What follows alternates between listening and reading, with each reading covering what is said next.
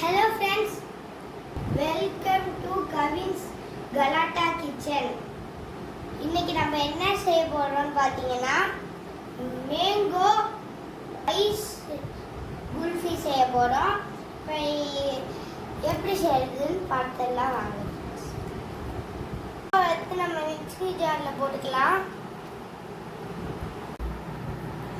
இப்போ நம்ம லைட்டா சர்க்கரை சேர்க்க போறோம் இதுல.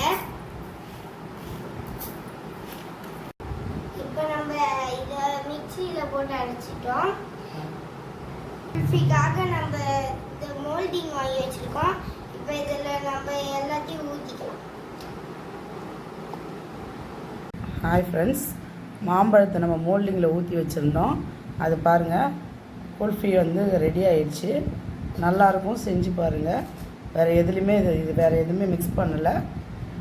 லைக் பண்ணுங்கள், ஷேர் பண்ணுங்கள்.